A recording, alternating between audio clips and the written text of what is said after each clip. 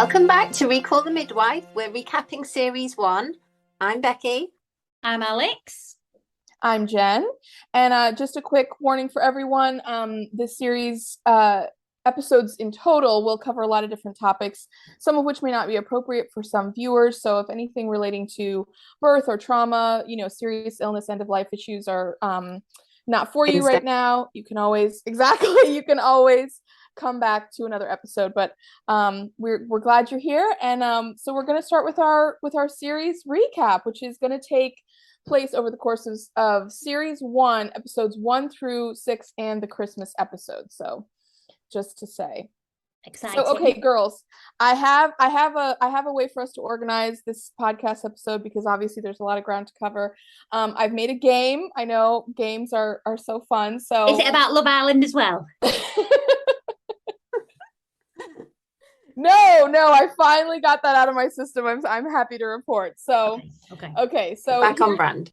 Yes, exactly. We're focusing on Call the Midwife. We're devoting all of our energy to this show. So okay, the game is called, because I love alliteration, None or No. And basically I've pulled quotes from each of the episodes, and I'll read the quote, and then you guys have to say whether it's a nun who said it or whether it is not a nun who said it. Most of the non-nuns will be the other midwives, but sometimes there'll be other characters in the show. And extra points go if you can say who said the line that I quoted. And so I'm up for it. I'm going to predict that any quotes from Sister Evangelina were going to be like, no, there's no way a nun would have said that, and that'd be true. Well, I will say I don't think I got this 100%, but I tried to pick quotes that kind of were thematically on brand with the person's character. So we'll see. I just say well done on the use of thematically. I try. Okay, also just to say, I've organized the quotes in chronological order, so the quotes will be read, basically from series 1 through. So if that helps you at all to kind of get where we're at here. Okay. Here's the first quote. They think they can conceal things from me, but they are not sharp enough. I, you see, am attuned to feel vibrations. Only last week I found a Battenberg hidden inside a Rixo box. Well, it's obviously a nun. I know exactly who it is. Bex. Yes. Bex, you know who it is? Sister Monica Joan, my favourite. Oh, yes. Two of my favourite things, Sister Monica Joan and cake. Cake, yes. I love cake, but I'm not that enamoured with Sister Monica Joan. She does get better as the series goes on, but I think she's getting annoying in the series. I thought you were going to say I don't like a Battenberg. I was like, Battenberg? Battenbergs are delicious. Well, the listeners, many thousands of them. Although I will say, actually, we do have more listeners, so thank you very much for everyone who's listening. Yeah, we love it. But the listeners, our fans, they won't know, but I'm actually allergic to egg, so I can't have normal cake. So I would absolutely kill for a non-egg Battenberg. But I loved a Battenberg. Tell you what else I used to love: angel cake. Oh. Is that like, I think we call that angel cake in the US. Oh, well, angel cake is like yellow on top, then it's got like pink and then like more of a white layer, but in between it's like this ridiculously sweet cream. Oh, it's delicious. That's not what I was thinking of. Anyway, sorry, this is not cake podcast. This is called Midwife. But actually, just a quick aside, excuse me. They do love cake on this show. Do you guys have a favorite cake? Would you guys say is angel cake your favorite cake, Al? Give me 2 minutes. Bex, do you have a favorite cake? Well, I do love a classic Victoria sponge with jam, not with cream, but with buttercream. Can't go wrong with that. I like that, but with fresh strawberries in the middle, Bex. It's got to have fresh strawberries free. But I think my favourite of all time, like my death meal pudding, is hot chocolate fudge cake with hot fudge sauce. Oh. Next level. Can't beat it. Jen, what about you? I'll give 2. I'll give a British answer and an American answer since I try to be transatlantic. So for my British answer, and Bex, this will come as no surprise, especially from your family's recipe, sticky toffee pudding is. That's not a cake. Pudding. It's a cake. It's not a cake. It's a pudding. It's cake with sauce poured over the top of it. It's a pudding. But it is quite cake-like. Okay, well, it's not a cake. I'm gonna call in my nationality here because cake is cake.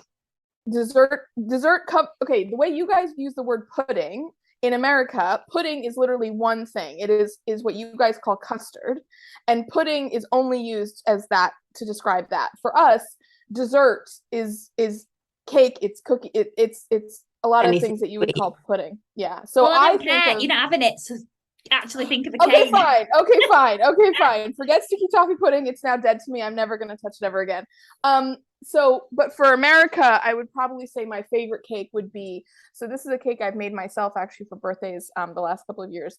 It's a chocolate mint cake with like chocolate cake and then mint buttercream frosting. That's probably because I love chocolate and mint. That's one of my favorite flavor combinations. I do love an after eight. Do you have after eights in America? I love after eights. We do. Mm-hmm. I love an Are they as good? Probably not. I'm gonna be honest, probably not. I haven't had one in a while, but probably not. I'm not trying to insult America here, but no, chocolate is inferior. It is. In if you. it is inferior. Stand by it. Okay, second quote. Here we go. Okay. Fred has a wide range of sidelines, some of which are actually legal.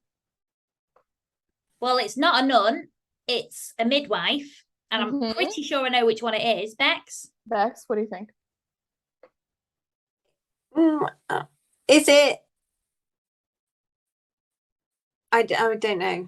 Is it Trixie? It is Trixie. Yes. Boom. There we go. So she's obviously saying that when Fred first comes in and she's just introducing everyone to Jenny Lee basically at the beginning. Okay. Then the next quote. We don't need an extra pair of hands. We need an octopus. Now this is nun. Nun, yes. Do you know who it is? Now, Max? is it? It's either, I know who's having the conversation. It's either Sister Evangelina or it's Sister Julienne. Yep. Well, I know who it is. Go on. It's Evangelina.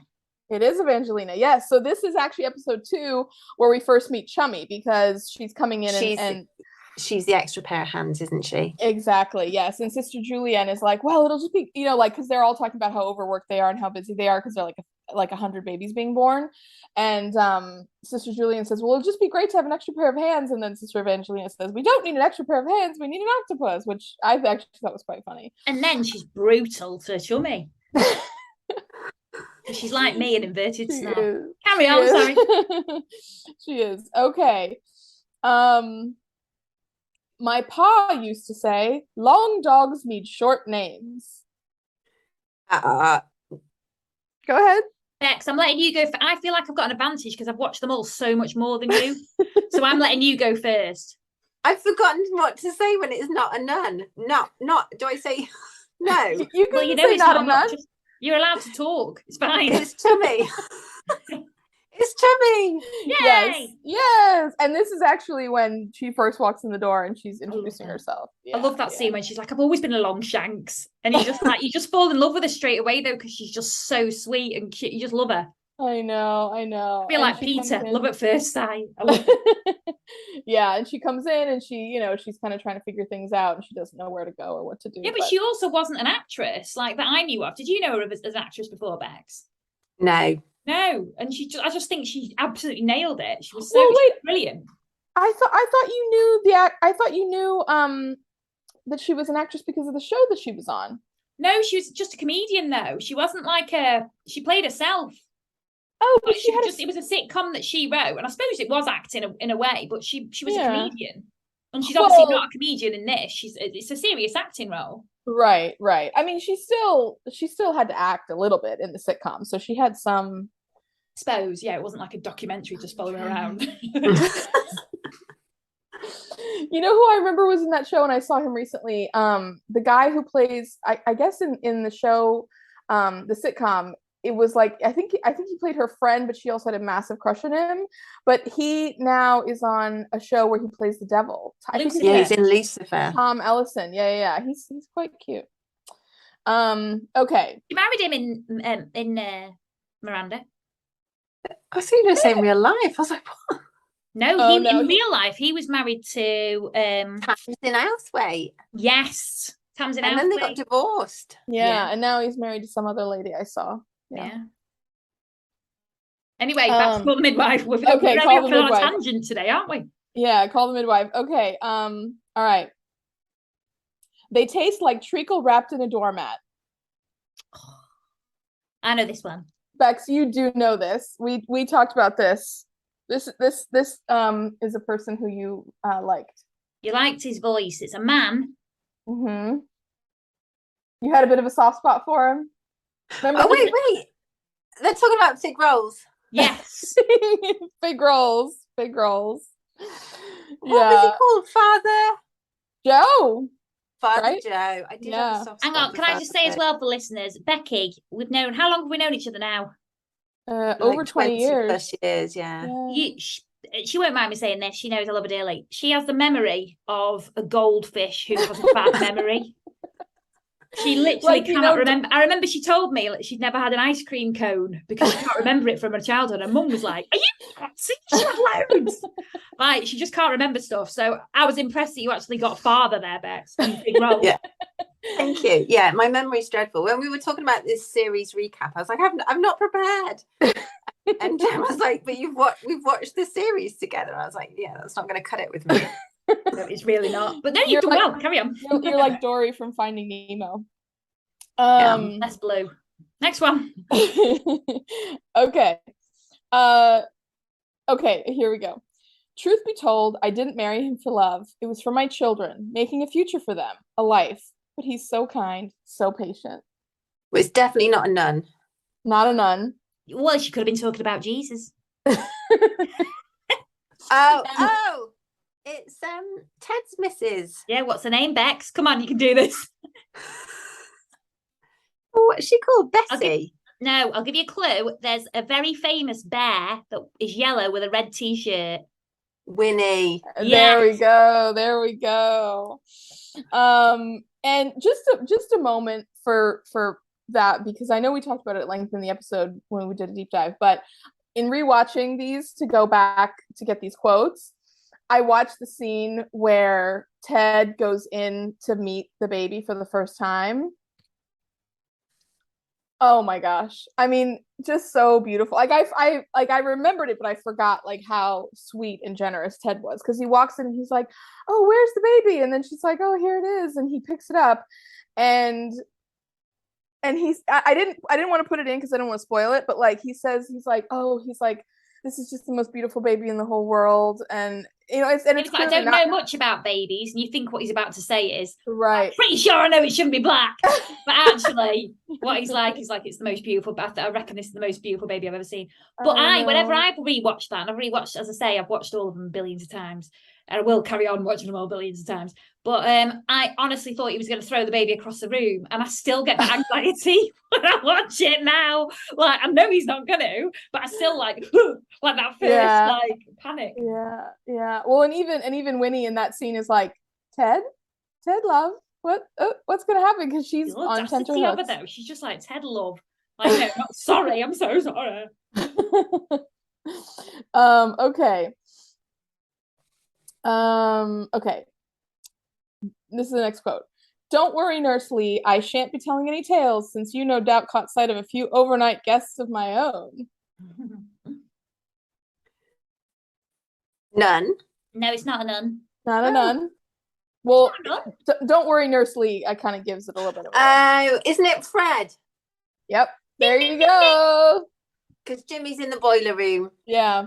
Can I just say we're doing this on video chat, and Bex just literally put a finger up like. I love it. Take joy in your wins. Now, can anyone remember what he was hiding in the boiler room when Jimmy was in there? Chickens or something. Quails, wasn't it? Yeah. Quails. Yeah. Little twincy quails. They were very cute. Okay. This line made me laugh. "No offense, sweetheart, but you live and work in a convent." Not a nun. Not a nun. Do you know? Let me think. This was a bit of a throwaway line. This was like it was an important line in a scene, but this was not a huge. But I just picked it out because I thought it was so good. It's the sweetheart bit that's throwing me. Which episode is it from? It's from the same one, episode 2, where Fred hides the quails, or episode 3, where Jimmy comes and Winnie and Ted are having their baby and everything. It's the same episode as that. Oh, okay. Is it Winnie? Mm-hmm. Yeah. When she's saying that Ted will accept the baby. Yeah, because she tells Trixie the story of what happened and like why she's gonna have this black baby, and then Trixie's like, oh no, I'm sure Ted's gonna be fine with it, and she's like, well, you don't know about the real world, no offense, sweetheart, but you live and work in a convent. And I thought, and Winnie was like pretty, I would say, like it was a moment of where you could tell she was like really tense, really angry, or you not angry, would be. Like, you've got 9 months of brewing a baby that's not your husband's to think about it. Yeah. Imagine the tension right there. She was literally trying not to let the baby out, and they were like, the baby's gonna die, push it out. Well, and again, rewatching it, when so Dr. Turner comes, they've told Fred he has to wait outside, they told Ted he has to wait outside, he can't come in yet.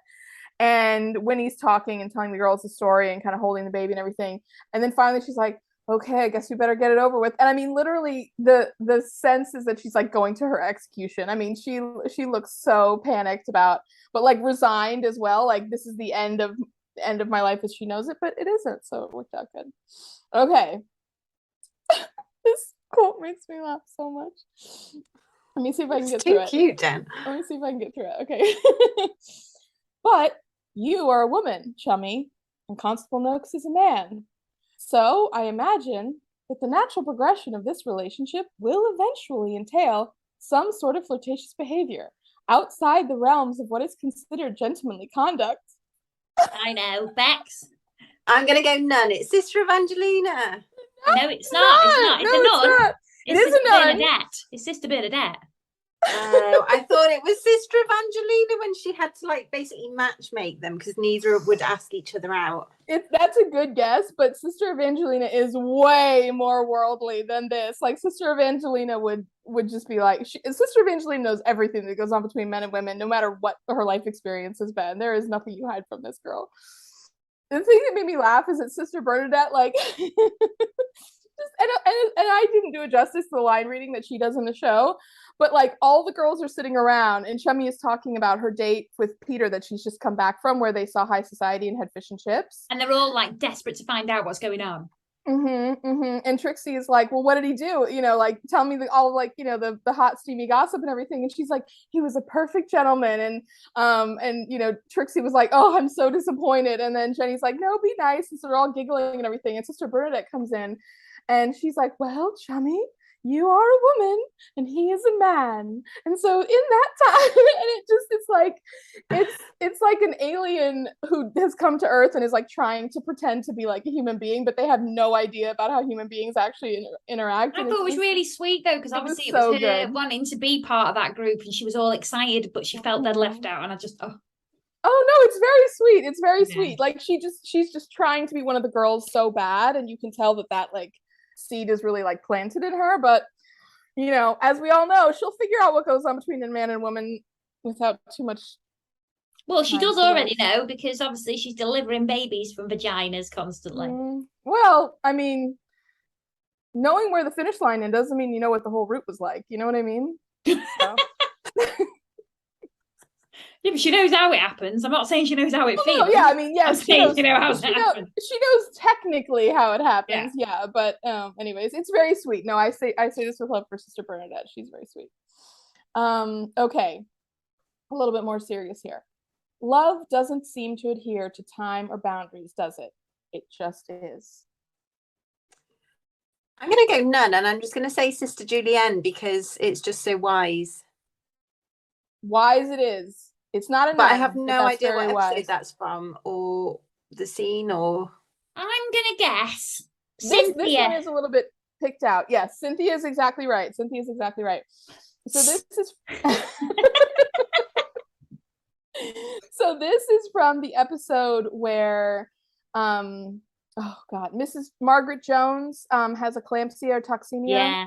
Oh, I was this wasn't my favorite episode. I Yeah, know. but she got all philosophical, didn't she? And she was all like, Yeah. "Oh, Well, we believe in soulmates, and love is timeless. Love is, like people at a wedding when they do speeches like the bloody Velveteen Rabbit and well, also, sister, sorry, not sister, Cynthia. Spoiler alert. Cynthia, obviously, Margaret Jones came into the clinic, so there was that opportunity, that like the missed opportunity to help her. Yeah. This is a Cynthia, I feel like, where she like this to me was one of the times where she got really a chance to kind of show that wise, introspective, thoughtful side, because she actually has this storyline, and then in the next episode with Jenny and Jimmy and Gerald and stuff, she has a scene where she's a little bit more thoughtful.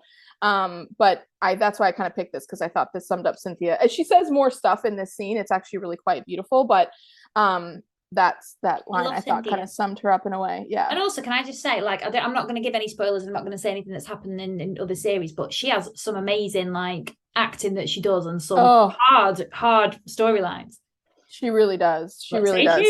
Yeah. They push her character a lot in a really amazing way. And actually, to your point, Bex, I think that Cynthia kind of becomes a Sister Julienne. That's my personal feeling. Like she's like the next generation of Sister Julienne to me. Yeah. Okay. I love Sister Julienne, by the way. She's, oh my gosh, she's so amazing. Okay. His voice came from a place of broken rules. A time of love cut short. It was easier to silence it, easier to hide, easier to fill my life with other people's stories. Ugh. It's Jenny Lee talking about Gerald. Don't know about Bex. I think it's a really exciting storyline that's really interesting and not a damn squib at all. I don't know what you're on about. Just the worst. When we make it big on this podcast and we're interviewing cast and crew and things, I just want to ask the writers what their thoughts were around this storyline. Okay, honestly, I really, really want to know, because I feel like we need to get this podcast big. Like, send all your friends, anyone who's listening, to listen to it, because I want to speak to the writers and stuff. Because I honestly want to know if they did have an actor and he was like, really inappropriate or something, they had to cancel him. Oh yeah, and then like remove all the scenes with him in. Maybe. Yeah. Or maybe or they just went so far and then they'd filmed the scene so they couldn't go back and undo it. I don't know. Well, here's my thought, because I've re-listened to some of our podcast episodes kind of in preparation and everything.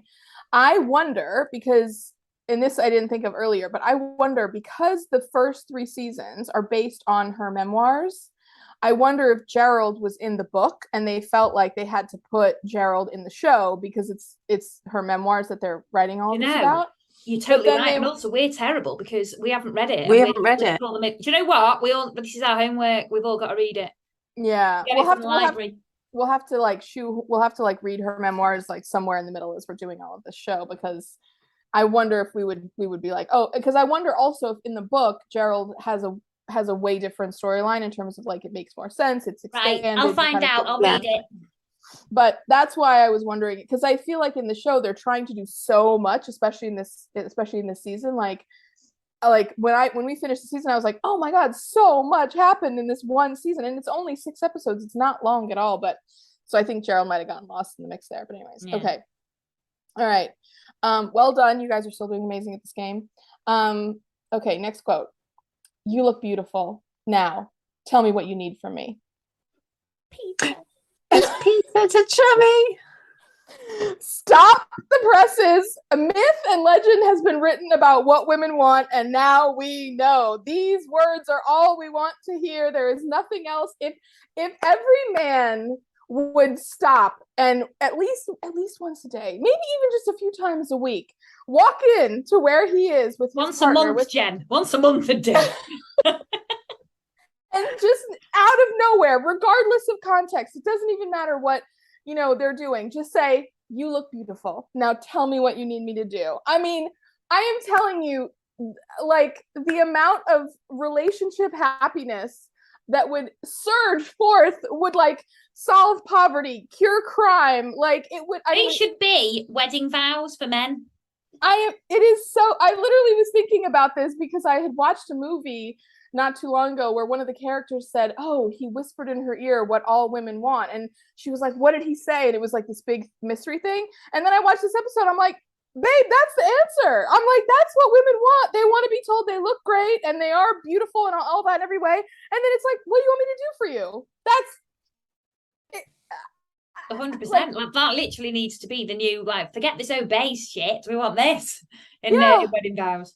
Yeah, and I would just hazard a guess, not hazard a guess. I would just also say, regardless of what relationship you're in, whether it's heterosexual, whether it's not, whether it's whoever you are in a romantic relationship with, if you say to the person you love, "You look amazing. What can I do for you?" Oh, I'm not saying it back. Right, next quote. I just want to include, like everyone in the but yes, I think this is a little bit more tailored to women. But yeah, it's Peter Noakes, had to put him in there, one of the stars of this episode. I love it. Also, I love the creme de la creme. Peter Noakes. It's a very British name. Carry on. I know. Okay, next quote. "That's why you'll be my friend, but never my soulmate." Go on, Bex. Is it Jenny to Jimmy? Yeah, it is. It is very good, very good.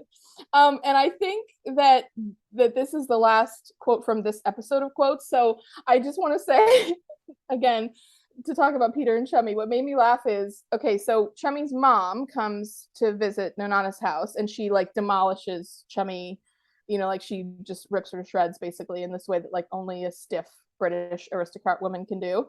And so Chummy breaks up with Peter. And then there's a scene where it's not a funny scene. It's a very serious, heartfelt scene. But there's a scene where Jenny goes into the, what's the word for it? Vestry or something, wherever the nuns do Compline, that room where they sing and everything. Chapel, something like that. And Chummy's sitting there and she's like she's very sad. She's very contemplative and everything. And Jenny is, kind of in that mood herself. She's torn by her feeling for Gerald, like Jimmy's come back in the mix, whatever. And Jenny's like, "Wait, are you thinking of becoming a nun?" And she's like, "Well, I don't know, not really, but I thought it might make it easier, but I don't know if that's really the answer." And I'm like, and then by the end of the episode, Chummy goes back with Peter and it's like, oh, no. Like it just made me laugh to think that Chummy like for 5 minutes was like, "Wait, should I become a nun?" And then she's like, "No, hell no, I'm not going to become a nun. Like I want to get that sweet, sweet love from Peter." So anyways, just. Also, I think that quote is a good one actually when it comes to the Jenny Jimmy situation, because that sums up nicely that she's looking like she's just got such high expectations that he's going to be her soulmate. I mean, they've clearly got a connection, and I just think maybe it's the Gerald situation. It is the Gerald situation. No, I think you're exactly right, Bex. And actually, Jimmy makes a good point. He's like, "Look, like what you're talking about when you talk about like all this passion and everything, that's not real life. Like real life is like really, really showing up for each other." So anyways, okay. Last few quotes here. We'll get through them. "This, conversely, fails to impress. It smells somewhat of perspiration and a great deal of regurgitated ale." None. Sister Monica Joan, when she was basically taken away in bare feet. Or taken back, to Nonana's house in bare feet. Yeah, after she went wandering.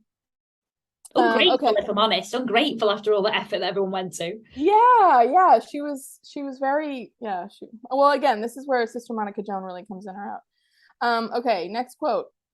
"But I keep to one invariable diagnostic rule. If they're brought back by a policeman in their nightie, then they've got it." Oh, it's Dr. Turner. It is. I just had to get a quote from him in there. Well, because obviously, again, spoiler, like in the next few series, he's quite a big part. And obviously his wife writes it in real life. Oh, but like, really? Yeah, did you not know that? No. Oh my goodness. Have we not spoken about this before? Yeah, that's his wife. Well, I don't think we've really had a big conversation about Dr. Turner ever yet, because he's kind of just he's not really a huge That's what I'm character saying. in In this series, he's quite a bit part, isn't he? Yeah. Like he just pops in and that's occasionally, and then like obviously it's a really big part of the rest of the series going on. Yeah. So.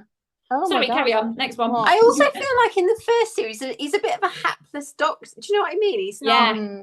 Mm-hmm. He is. I quite like that though, because I feel like it's very female focused. The first series, it's like women are strong, they do everything. Men are like just what surplus to needs, requirements, they don't need them.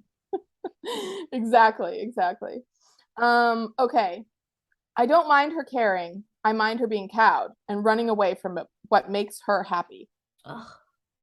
Is it Trixie? No. Yeah. No. But you're on the right. It is a midwife. Yes. Cynthia. Yep. So this is actually the same episode where this is right after Mater just totally like trashes. Lady Brown.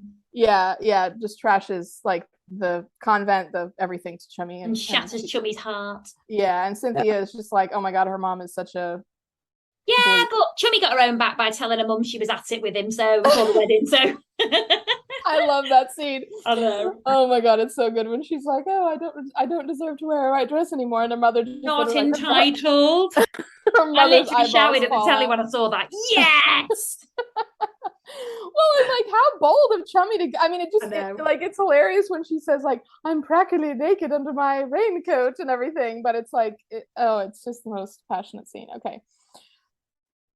This is a very bland quote, but I had to get her in here. Thank you, gentlemen, for your attendance. All is in order for the meanwhile. There's almost no context clues, but is it Sister Julienne? Yes. Do you know when she says this? Oh yes. Is it when the ambulance men come and the ladies give birth on the toilet? Yes, in the communal toilets. Yes, very good. See, the memory is in I couldn't tell you what her name is. I couldn't either. It's like Mrs. Sharp or something. Yeah. All I know was just rank where she gave birth. Oh, right, sorry, Jen, carry on. No, that's okay. And then here we go. This quote. Myrrh, it's quite straightforward compared to frankincense. It's Cynthia, yes, exactly. When Chummy is basically going overboard on the nativity, which would basically be me. I would be all about the craft paper. 100% would be you. Yeah. I have thought that. Yeah. I mean, she's literally like, she's gotten to the point where she's giving like there's so many kids, she's trying to give everybody a job. It's really, really sweet. And the crepe paper and everything. Oh, the costumes are so darling. Also in this episode, it makes me lol when Chummy asks Timmy where his tea towel is, and he says, "Oh, my dad forgot it," and then the biggest dramatic eye roll because Dr. Turner is just forever like forgetting everything at that moment in time. Okay, and then last quote to sum it all up: in later life, I came to see that faith, like hope, is a rope and anchor in a shifting world. Well, it's got to be Jenny Lee. Yes, but which Jenny Lee? The narrator. Yes, mature Jenny. I wrote old Jenny and I thought, oh, that's rude. It's actually mature Jenny. The jobbing actress that is Vanessa Redgrave, yes. Yeah, just here for a paycheck, Vanessa Redgrave, you know? Yeah. But I hadn't put a mature Jenny quote in yet. So that's all of our quotes. Those are like some big highlights from the first season. That was a really, really good game, Jen. Oh, thank you. Well, maybe we'll continue that tradition for future. Yeah, I think you've made a rod of your own back there. I was about to say. Right, now we're on the last little bit of it. So should we do our heroes and zeros for the whole series? Yes. Okay. So who wants to go first? Okay, I'll go first. Okay. 0. Acceptable sanitation. You guys, there is so much disgusting stuff that happens in this show. Ted, you just said you guys like we're part of it, like we're not. Well, our sanitation is fine. Modern day sanitation, yes, it is fine, but the quail blood on the toffee apples, giving birth in a communal toilet and a kipper smokehouse, okay? Like, just so many things are just so gross, and I totally agree, but like, don't put it on us. Right, who's your hero?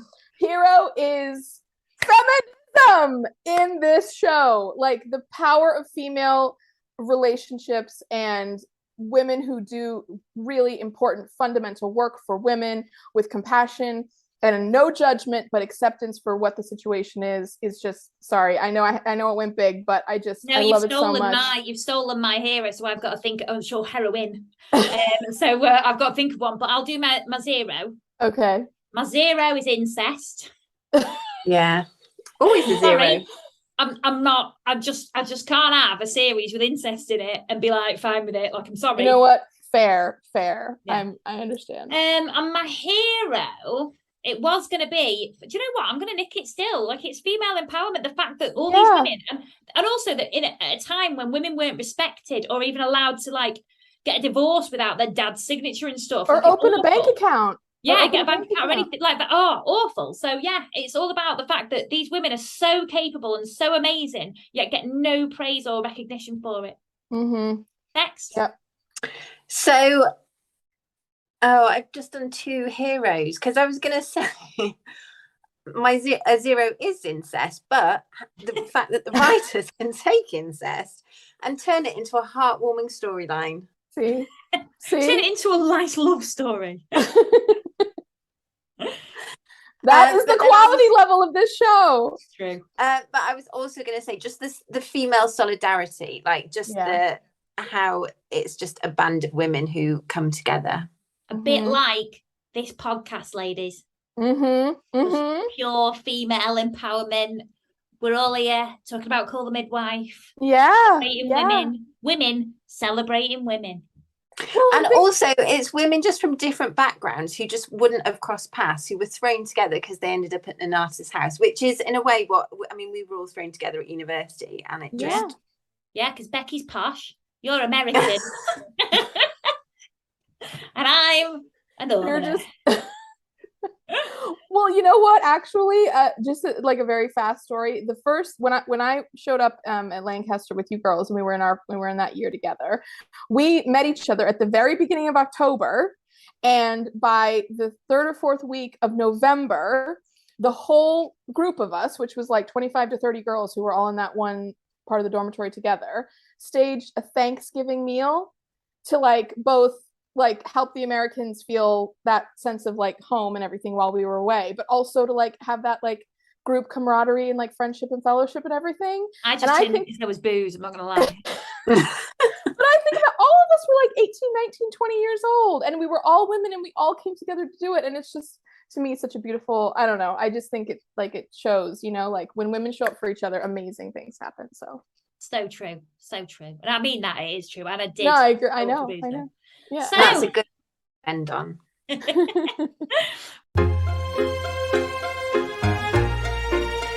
you very much for listening, everyone. Tune in for Series 2, Episode 1, which we'll be doing next time. So thank you very much. Like and subscribe. And if you want to send us any comments or questions, please do. Thanks for listening. Bye.